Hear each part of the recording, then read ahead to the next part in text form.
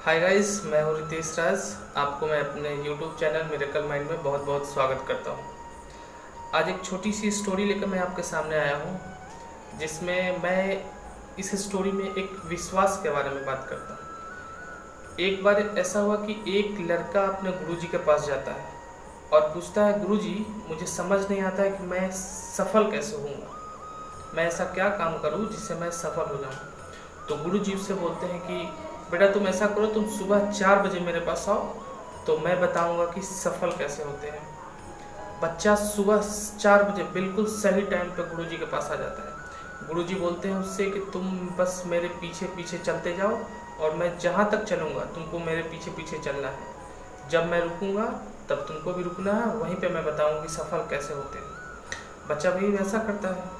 गुरुजी आगे चलते चलते चलते चलते 4 बजे से 6 बज जाता है, 7 बज जाता है। बच्चा भी पीछे पीछे चलते रहता है और इसी बीच वो सोचते रहता है कि आखिर क्या गुरुजी हमें बताना चाहते हैं। कुछ ही पलों के बाद एक नदी आती है। गुरुजी उस नदी में प्रवेश कर जाते हैं, आगे बढ़ते जाते हैं और तब तक बढ़ते रहते हैं जब तक कि उनके सर तक पानी नहीं आ जाती। बच्चा भी उनके पीछे पीछे चलता है, क्योंकि गुरुजी का आदेश था कि जब तक हम चलेंगे तो तुमको भी चलना है, जैसे ही हम रुकेंगे तुमको भी रुकना है।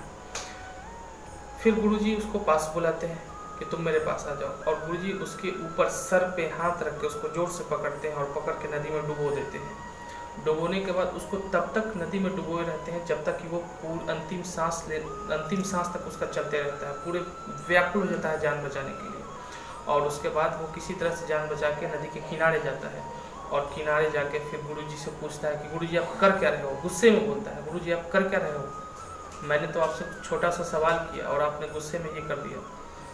तब गुरुजी बोलते हैं कि से जितना व्याकुल तुम अपनी जान बचाने के लिए हो, उतना ही व्याकुल अगर अपने काम के लिए रहोगे, उतना ही परेशान रहोगे, तो समझ लो कि उसी दिन तुम सफल हो जाओगे। इस कहानी का सारांश ये है कि अगर हम किसी भी काम को पूरे मन से पूरे दिल से करें तो कोई भी काम असंभव नहीं है। धन्यवाद।